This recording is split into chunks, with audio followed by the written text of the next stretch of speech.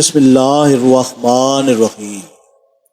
استاد شاگردوں کی جب کوئی ناگوار بات دیکھے تو واعظ کرتے اور تعلیم دیتے وقت ان پر خفا ہو سکتا ہے۔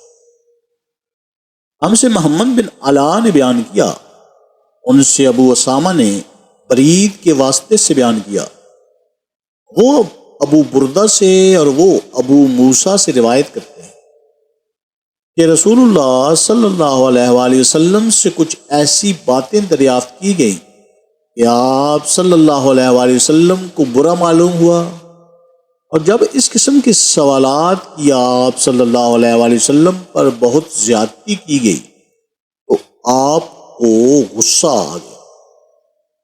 پھر آپ صلی اللہ علیہ وآلہ وسلم نے لوگوں سے فرمایا، اچھا اب مجھ سے جو چاہو پوچھو۔ تو ایک شخص نے دریافت کیا کہ میرا باپ کون ہے؟ آپ صلی اللہ علیہ وآلہ وسلم نے فرمایا، تیرا باپ حذافہ ہے۔ پھر دوسرا آدمی کھڑا ہوا اور اس نے پوچھا کہ یا رسول اللہ صلی اللہ علیہ وآلہ وسلم میرا باپ کون ہے؟ آپ صلی اللہ علیہ وآلہ وسلم نے فرمایا کہ تیرا باپ سالم شیبہ کا آزاد کردہ غلام ہے۔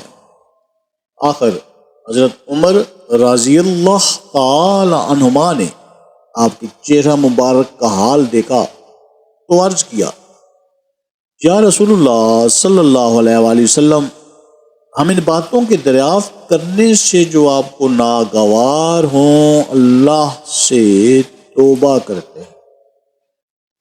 اللہ تعالی ہمیں احادیث سے مبارکہ پر عمل کرنے اور اس پیغام کو ہر انسان تک پہنچانے کا ذریعہ بنائے، آمین یا رب العالمین۔